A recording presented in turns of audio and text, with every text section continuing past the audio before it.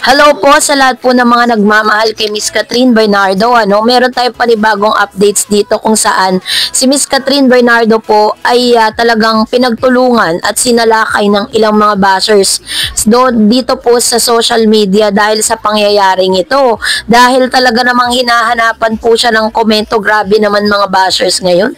Talagang pinagtutulungan nila si Catherine Bernardo. But before that, if you haven't subscribed yet to my YouTube channel, please don't forget to like, share, and subscribe at hit mo na rin ang notification bell for more showbiz updates. Bago tayo of course magpatuloy sa ating updates for today's video, ay nais kong pasalamatan kayo for always watching and trusting this channel. Thank you so much sa inyong laging panonood at palagi ang pagsubaybay sa mga updates po natin.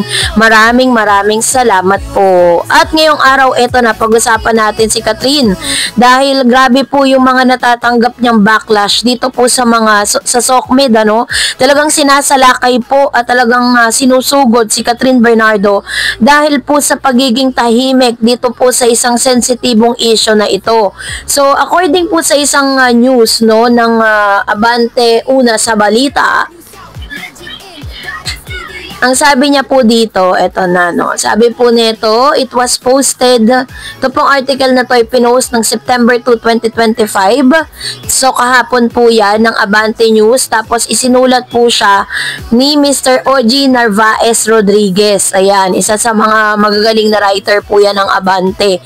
So according dun sa kanyang title, Catherine Bernardo binakbakan dahil deadma sa mga makabuluhang issue. So, katulad po ng nilalaman ng article na ito, sabi dyan, hindi nagustuhan ng solid fan si Catherine Bernardo ang pagtalak ng mga memang netizen laban sa idolo nilang aktres.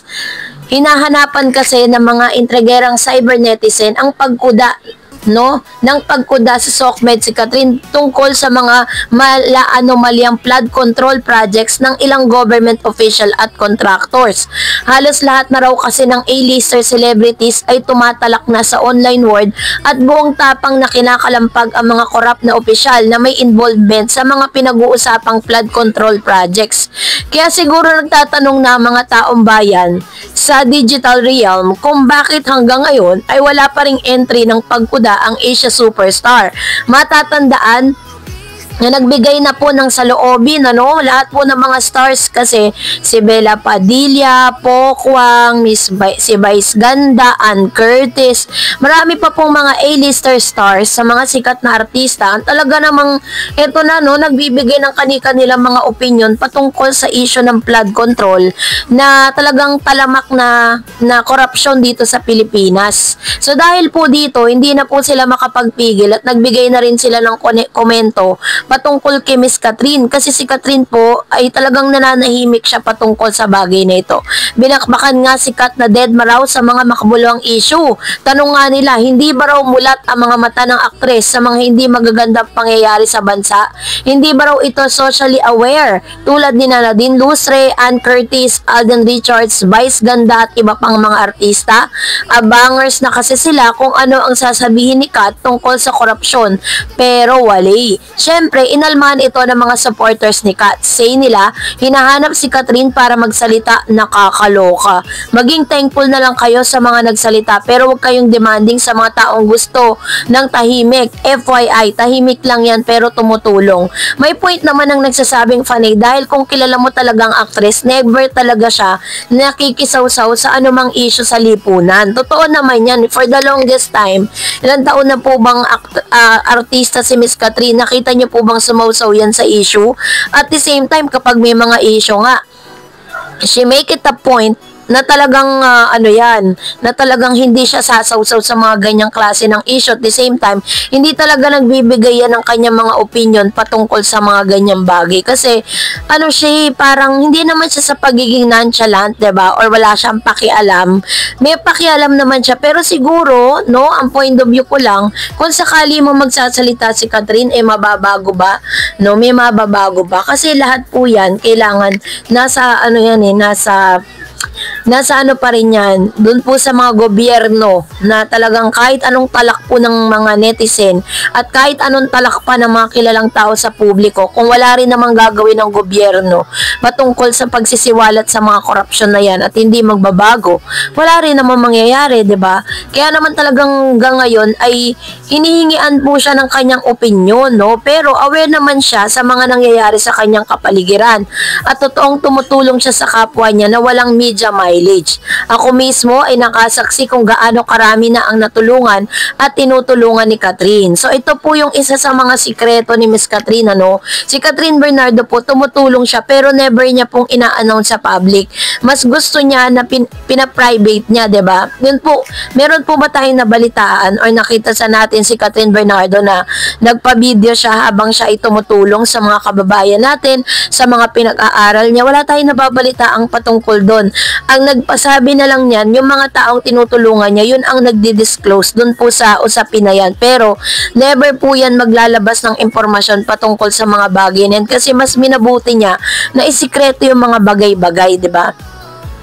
Para at least yung mga kumukuda patungkol kay Catherine na ganyan si Catherine, ganito si Catherine, di ba mapapahiya na lang talaga in the end.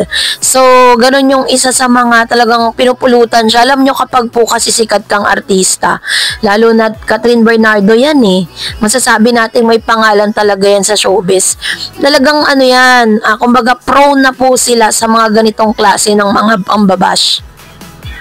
Hindi na po maiiwasan yan. Talagang lagi po silang laman ng mga ganitong klase ng social media platform at hindi nyo po maiiwasan na may mga ganyang klase ng mga kuda at mga komento mula sa mga netizen. Siyempre yung mga netizen na parang gusto nila na masatisfy sila dun po sa mga nila re-request nila, 'di ba? Na parang kung makapag-request akala mo sila yung nagbabayad ng tinitira ni Catherine, sila yung nagpapa-black screening dun sa mga pelikula ni Catherine, 'di ba? Parang yes, public figure sila, pero tayo pong mga netizen, tayo madlang people, wala tayong karapatan na husgahan sila sa kung ano man yung mga bagay na gusto natin na hindi nila ginagawa, 'di ba? Kasi tulad no, nakapagsalita na rin si Vice Ganda, Alden Richards, talagang nagsalita sila patungkol sa mga issue. Pero hanggang sa ngayon, tignan nyo naman ang mga nangyayari sa gobyerno. Meron na po bang major changes na ganap?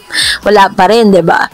So, si Catherine Bernardo po, kung talagang fans po kayo ni Catherine, hindi po talaga yan, hindi po talaga ninyo makukuha na ng impormasyon or statement yan. Kahit nga po yung mga paninira sa kanya, never niya pong sinagot. At wala po talaga siyang sinasagot. Kahit nga po yung mga bintang patungkol sa kanya at saka kay Mayor Alcala, never din po niyang sinagot yan, Kasi talagang yun talaga yung personality niya. At mas minamabuti niyang manahimik na lang kesa po makisawsaw sa mga ganitong klase ng issue na wala rin naman mayayari, 'di ba? Kung sakali magsasalita siya. So, anyways, sana mas nalinawan po kayo sa mga ganitong bagay. So, that's it for today. For more videos and updates, please don't forget to like and subscribe, and please don't forget to follow my Facebook page, Dar Eds TV. God bless everyone!